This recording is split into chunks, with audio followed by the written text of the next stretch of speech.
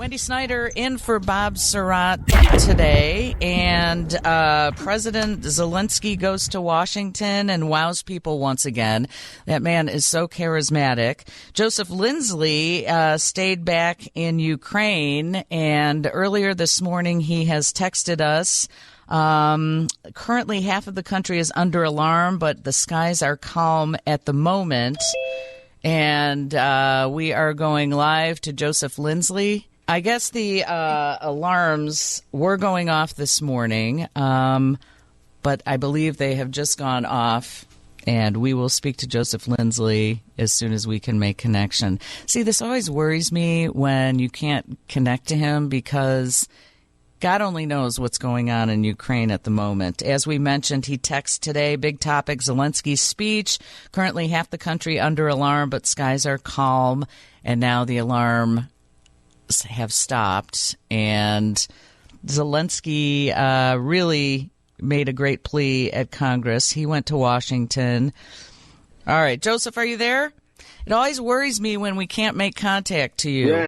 Yes, Wendy, can you hear me clearly? Yes, now we can't. It just worries me so much when we can't make contact. I know that alarms were going off, and the reports we got is the alarms are no longer active. Is that correct?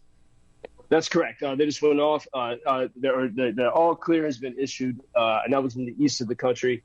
And it's calm at the moment. The big theme today is President Zelenskyy's visit to Washington, and so many things stick out to me. I stayed up all night to watch it, but especially these words: to defeat the Kremlin in our minds, defeat the Kremlin in their minds. And I think when he says that's such a powerful metaphor, not only for Russia, but I think for people all over the world, to defeat this idea of tyranny and unkindness, even in our own hearts, the Kremlin that holds us back. And, as I watched that speech and then his press conference in the White House yesterday, I spent a lot of time in Washington and New York. I'm a skeptic of most people in power. After my experiences working in those worlds, I often don't trust much of what they say. I began my career working for those who pushed for the wars in Iraq and Afghanistan. And I saw up close, behind the curtains, that most people in power really don't care, or they forget about real democracy and liberty, and they don't even know what it is. And that's one reason why I've liked being in Ukraine when I got stuck here in the pandemic. It's such a fiercely free democratic country, and that's what they're paying a price for. And as I watched the reactions of so many members of Congress last night, there was really a sense of joy to interact with Zelensky, to hear his comments. And I got the feeling that, and this is just a feeling I had, but that most people there were happy to be so purely and clearly on the good side of something so important, maybe for the first time in a long time. Sort of after many seasons of silliness, this was such a moment of consequence in Washington. And what I also loved about it is that, as Bob pointed out yesterday, 81 years ago from this week, from December 26th, Winston Churchill spoke at the same podium. And like Churchill, Zelensky also brought a sense of humor to his speech during the darkest of times. And he was joking with Pelosi right before they started. But then he said in his speech, and also, together with you, we'll put in place everyone who will defy freedom. And he had to repeat that. He said, put in. And when I saw that, and everyone there laughed, in that moment, I realized that, we forget he was a comedian, and that was his career. And this is the comedian who, out of necessity and courage, has become a statesman. And some would say the leader of the free world. And he doesn't forget who he is.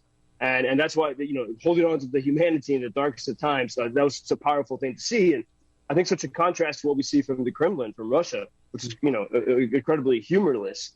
And then also the way Zelensky and his team, as everyone saw, they were wearing their green wartime garb, not official military gear because he's a civilian, but signaling that this is still an emergency.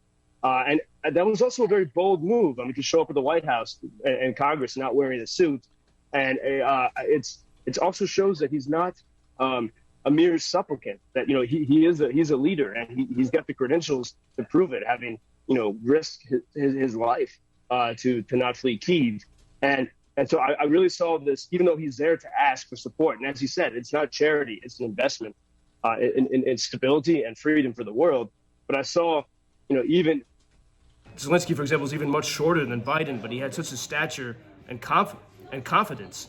And so that was a real power. But even we have to know, even then there was a little bit of tension underneath that.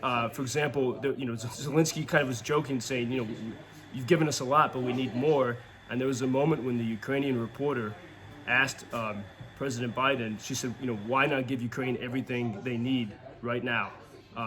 And Biden got a little bit testy, saying, we've given you a lot. And there is, so we can't miss, there is this tension there. And President Biden did say, we're staying with Ukraine as long as Ukraine is there. But there still is this little mystery that remains. Why can't, this is from the Ukrainian perspective, but why can't the West and America give everything that Ukraine needs to win this as quickly as possible? Is there some is it for profit because they want to continue the war, or is there some sense? Is there fear? And there is fear of absolutely. Nuclear I have to matters and all cut these you other off things. there. So If you want to just wrap up, we are out of time, unfortunately, Joseph. But I like everything about that guy. I mean, Zelensky is just amazing. So I wish you the best. Any kind of holiday you can celebrate there? Yes, and as Zelensky said, even they will celebrate Christmas in the bomb shelters here if they have to.